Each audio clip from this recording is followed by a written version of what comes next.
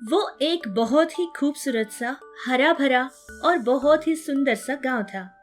उस गांव में बहुत सारे लोगों को अपने अपने खेत रहते थे। कुछ लोगों के पास अपने खेत नहीं होते थे, लेकिन किसी और के खेत में भी जाकर वो काम किया करते थे। पूरा गांव जितना सुंदर होता था, वहाँ के लोग भी उतने ही अपनेपन से रहा करते थे। उसी गांव में शेखर नाम का एक आदमी रहता था। जब से वो बड़ा हुआ था, तब से प्रेसिडेंट के घर में ही वो काम किया करता था।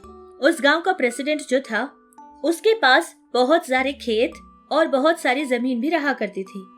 शेखर का पिता जो था, उसके पास भी एक जमीन हुआ करती थी, जो कि उस प्रेसिडेंट की जमीन के पास ही रहा करती थी। और वो जमीन शेखर के पिता ने प्रेसिडेंट जी के पास गिरवी में रखी हुई थी। उसके बाद प्रेसिडेंट जी को वो उसका पैसा नहीं देता, जिससे प्रेसिडेंट के पास ही उनकी जमीन रह जाती है। और उसी पैसे को वापस करने के लिए हमारा शेखर उनके पास काम किया करता था। वो प्रेसिडेंट शेखर इतना काम करने के बाद भी उसको कोई पैसा या फिर उसके लिए कोई खर्चा नहीं दिया करता था। महीने की तनख्वाह तो दूर की बात, ब्याज का पैसा भी वो बेचारा उसको दे नहीं पाता था। ढेर सारी मेहनत करता था, लेकिन उसके हाथ कोई पैसा नहीं आता था। जब शेखर जरूरत पर उससे कोई पैसा मांगता, तो वो प्रेसिडेंट उससे कहता था कि पहले अपना कर्जा उधार जितना भी है उसको पूरा करो, उसके बाद मैं तुम्हें पैसा दूंगा। शेखर की इकलौती दादी थी। उसके सिवा शेखर का दुनिया में कोई नहीं था। घर में बैठकर वो शेखर का इंतजार कर रही थी, और इधर शेखर अपना काम खत्म करके घर पहुंचता है।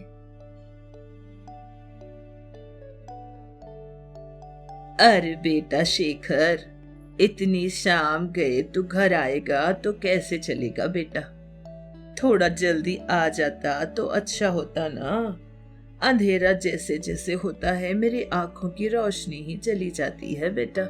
और ये बुढ़िया अपनी कमजोर आंखों से तेरा इंतजार करती रहती है। अरे दादी, मैं क्या करूं? मैं भी तो घर आना चाहता हूं, लेकिन जब भी मैं आना चाहता हूं, कोई ना कोई नया काम मुझे लगा देता है। कैसे आऊं? हाँ बेटा, मैं तो जानती हूँ।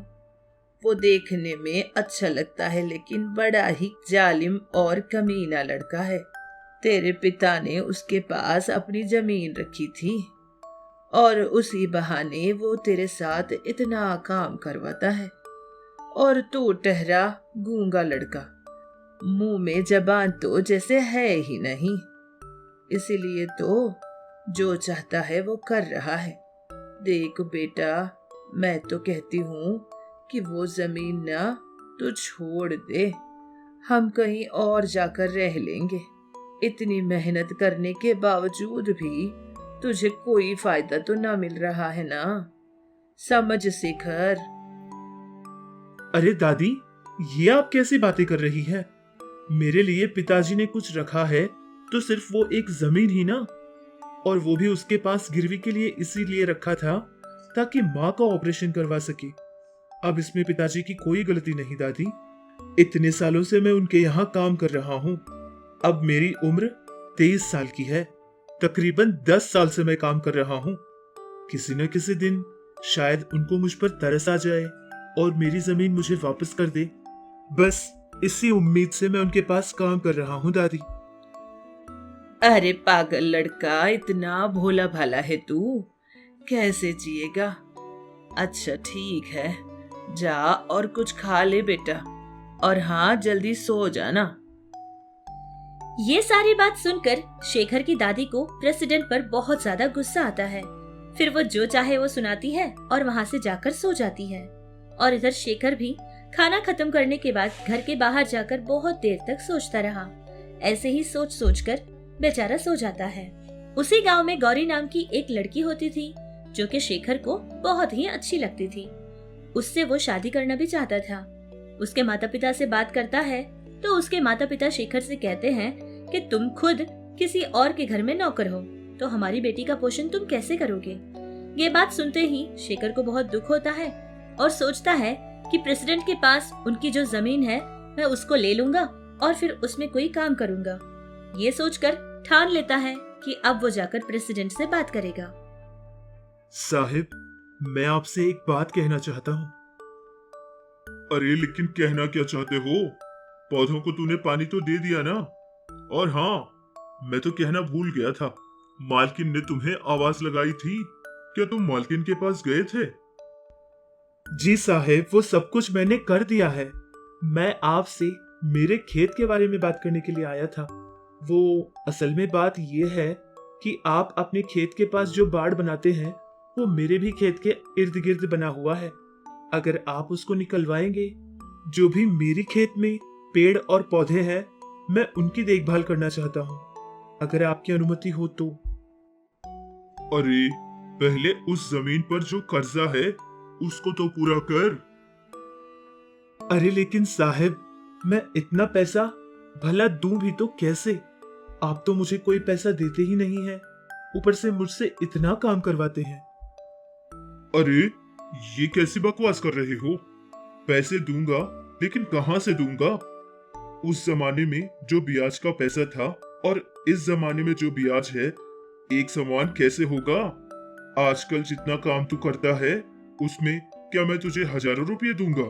अगर ऐसी बात है तो पता है, तेरे महीने की तनख्वाह काटने के बावजूद भी तू खुद मुझे उल्टा पैसे देने हैं। इतना पैसा उधार है, वो तो मैं तुझ पर तरस खाता हूँ। अच्छा ठीक है, अगर ऐसी बात है तो जो पैसा ब्याज का है उन पैसों को आप काट सकते हो, लेकिन मेरे भी खेत के इर्द गिर्द आपने बाड़ बनवाया है। अगर किसी ने अपनी जमीन आपके पास गिरवे में रखी हो तो वो आपकी कैसे बन जाएगी? मेरी जमीन पर सिर्फ मेरा हक होगा। ये क्या बकवास कर रहे हो? जबान बड़ी चल रही है तुम्हारी। बड़े हो गए हो क्या? हक जताने की बात कर रहे हो? तुम्हारा है, तुम्हारा हक बनेगा। अरे 4 आम के पेड़ और 4 नारियल के पेड़ क्या है तुम्हारी जमीन में? तुम तो ऐसे बोल रहे हो जैसे कि तुम्हारी खेत से कमाई हुई रोटी ही हम खाते हैं। दोबारा अगर अपनी जुबान खोलने की कोशिश की तो तुम्हें काम से निकाल दूंगा। जैसे तैसे कोई ना कोई छोटे छोटे काम तो तुझे मिल ही जाएंगे, उनको करके अपना कर्जा चुका, और तब तक तेरा उधार पूरा खत्म न हो जाएगा। ये बाढ़ को हटाने की तो कोई सवाल ही नहीं पैदा होगा। इस तरह उस प्रेसिडेंट का ये समाधान सुनकर बेचारा शेखर बहुत ज्यादा दुखी होता है और वो अपना मुंह बंद कर लेता है। फिर वहाँ से चुपचाप चला जाता है। उस दिन रात को अपने घर के बाहर ऐसे ही बैठकर देख रहा था, उसकी नजर उस नारियल के पेड़ पर पड़ती है। तभी उसको समझ आता है कि ये बेचारा पेड़ तो पूरी तरह से सूख चुका है। मेरी भी जिंदगी बिल्कुल तुम्हारी जिंदगी की तरह बन गई है। लगता है कि मेरी मनहूसी तुम्हें लग गई। जब मैं बहुत छोटा सा था तब मैंने तुम्हें जमीन में गड़ाया था, लेकिन आज तक भी तुमने मुझे कोई फल या कोई नारियल नहीं दिए। लेकिन फिर भी मैं बचपन से ही तुम्हें पानी देता हूँ, तुम्हारा इतना ख्याल रखता हूँ। आज न मुझे मेरी जिंदगी से कोई उम्मीद है न किसी और चीज से। मेरी भी जिंदगी खत्म और तुम्हारी भी। कभी हमारे अंदर कोई बदलाव नहीं आएगा। इस तरह उसी पेड़ के पास बैठकर अपना सर झुकाए बहुत देर तक शेखर रो रहा था। आधी रात का समय था। आकाश बहुत ही साफ था और बहुत ही प्यारी सी रोशनी भी आ रही थी। उसके आसपास कोई नहीं थे, वो बस अकेला बैठा हुआ था कि अचानक उस पेड़ पर कोई बिजली गिर पड़ी। इतनी बड़ी आवाज आती है। उस आवाज को सुनकर बेचारा शेखर डर जाता है और 4 कदम पीछे हट जाता है। तभी उसने देखा कि उस पेड़ से एक प्यारी सी आवाज उसको सुनाई दे रही है। डरो मत शेखर, यही सोच रहे हो ना कि मैं कैसे बात कर रही हूँ? एक देव कन्या की वजह से मुझे ये वरदान मिला है। एक बार पता है, एक देव कन्या दुनिया में आ गई थी और वो भूलोक में ऐसे ही घूमकर देख रही थी और वो थक गई थी। मेरे पास पहुंची ताकि नारियल का कुछ पानी पी पाए, लेकिन तब तक तो मेरे पास कोई नारियल नहीं था।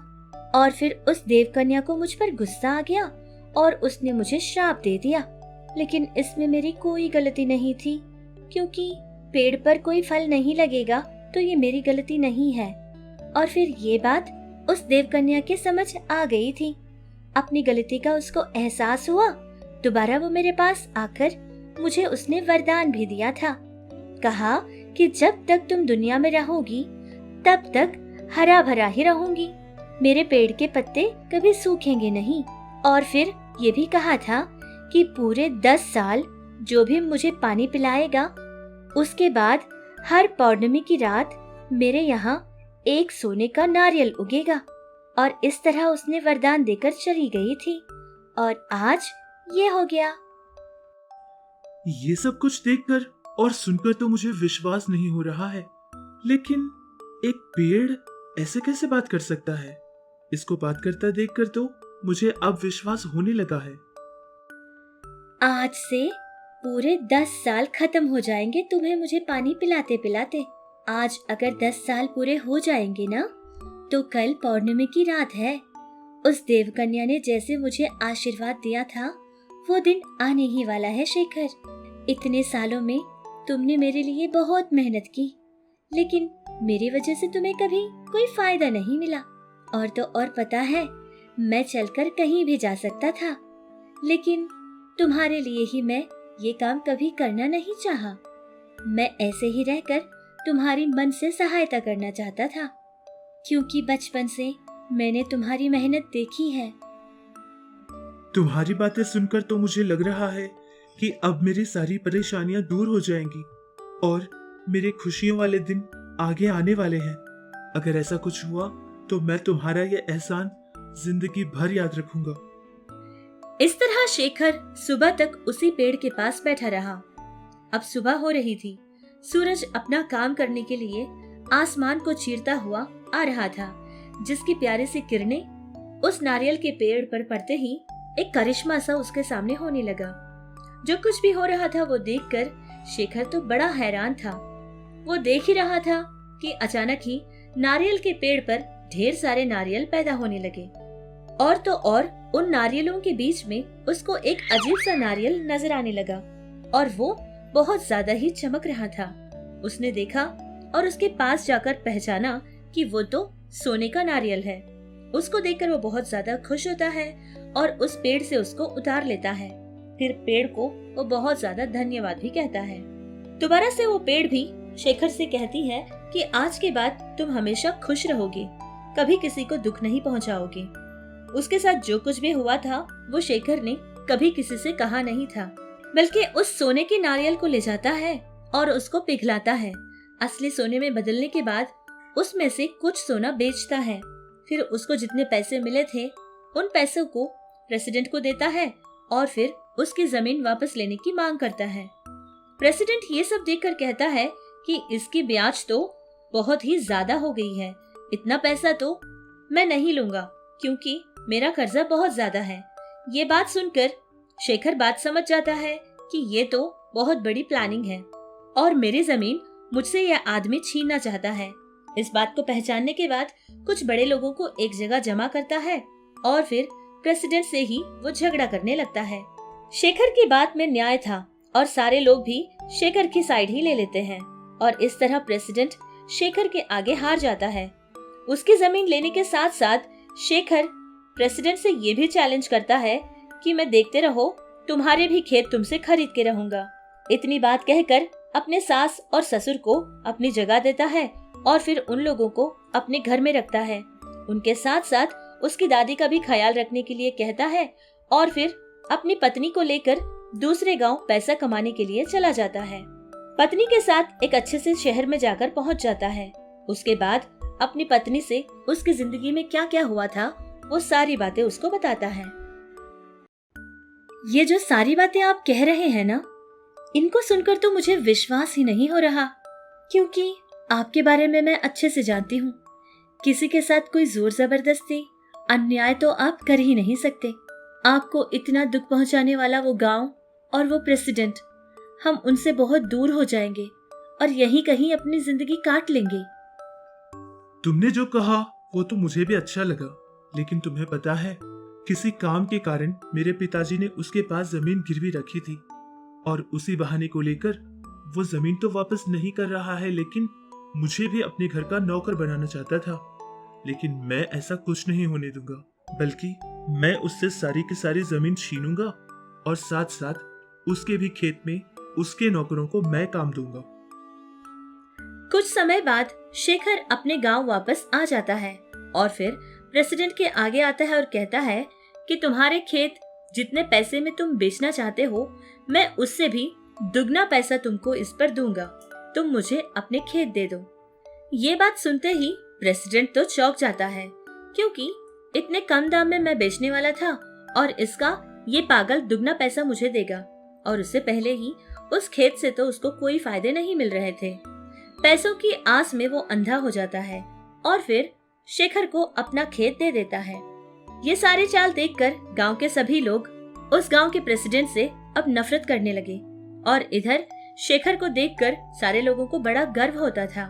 शेखर अपना काम छोड़ता नहीं है, बल्कि जो खेत वो प्रेसिडेंट से खरीदता है उसमें भी नारियल के पेड़ उगाता है। जो पेड़ उसके घर में था वो पेड़ अब उसके खेत में भी आ जाता है। लेकिन इस जादुई पेड़ के बारे में उसको और उसके पत्नी के सिवा किसी और को नहीं पता था। हर पौर्णमी की रात उस जादुई नारियल के पेड़ पर एक जादुई सोने का नारियल उगता था और उसको बेचकर वो बड़े अच्छे अच्छे काम करता था।